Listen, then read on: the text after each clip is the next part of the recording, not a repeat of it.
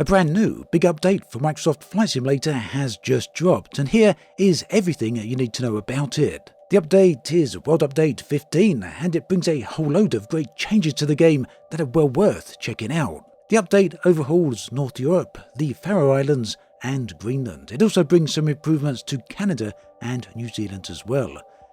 Now, the game is available in the Sim launcher. Hopefully there won't be any major problems like with the previous updates this time around. But apparently, I know from the comment section that some people still cannot access the game from the previous update. If you're one of those people, do check out the links in the video descriptions where you can find a potential solution to that particular problem.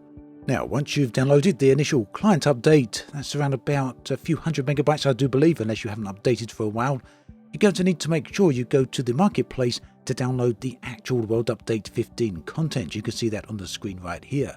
Without this particular update, you won't be seeing many improvements at all.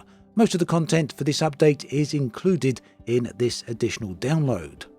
So here's some of the things that you're going to want to check out. First off, quite likely, are going to be the 3D photogrammetric cities. There are a load of these, 10 in fact, and please do forgive my pronunciation of some of these. In Denmark, we've got Aarhus, Copenhagen, Frederikssund, Odense, and Roskilde.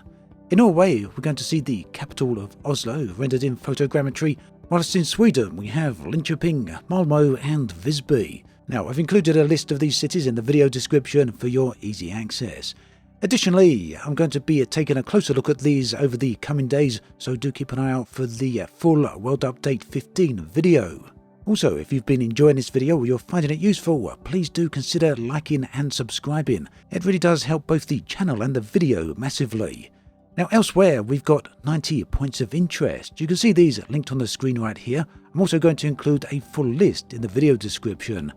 Now, if you're new to Flight Sim, or if, like me, you've had trouble locating specific points of interest in the past, then here is a method that can help you locate them. So what you need is only a couple of things, very simple. You need to, on a PC, go to Google Maps. If you're on a phone, you can go to Google Earth. Then type in the location of the point of interest that you want to actually visit. You can use the text in the video description to copy and paste if you want. Once you've done that, it will take you directly to the location on the map. Then simply click on the location or hold down on the phone, and it will give you the geo coordinates of this, the longitude latitude reference. You can then paste this or type it into the world map in Flight Simulator, and that will take you directly to the location. The advantage of this is that if you type in directly some of these points of interest, the world map simply won't recognize them, rendering it pretty much impossible for you to get to them unless you have a bit of an idea of where they're actually located. So there you have it, 90 brand new points of interest, and all of them very easy for you to access. Additionally, World Update 15 is coming with 5 bespoke airports. These are all handcrafted airports, and they're going to enhance the realism of these destinations.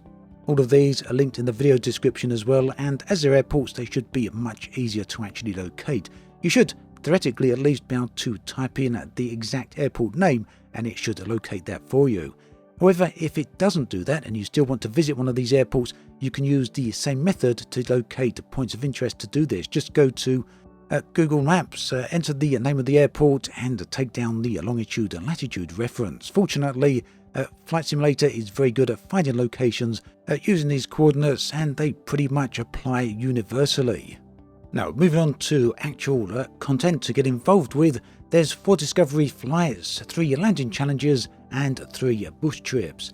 Now, the discovery flights take place in Norway, there's one in Sweden, one in Denmark around the Faroe Islands, and of course one in Iceland. And talking of Iceland, there's a landing challenge there, that's in Northern Iceland. There's an epic sailplane challenge in Sweden, a challenge in Norway's Mo i Rana airport. And then with the bush trips, there's a nice one which should hopefully be very, very visually interesting along the Baltic coast of Denmark and Sweden. And finally, there's a bush trip which will take you through Greenland, and another one which will allow you to explore parts of Norway across some of the open water of the northern mainland there. So there we have it, a pretty short video today, but that pretty much sums up everything you need to know about World Update 15. I'll be back very soon, maybe tomorrow hopefully, with a bit more content-focused update where we're taking a bit of a closer look at some of these actual updates, some of the photogrammetric cities and some of the other landscape as well. Very much looking forward to that. I hope you do check it out. Meanwhile, do take a look at some of the other videos on the screen right here.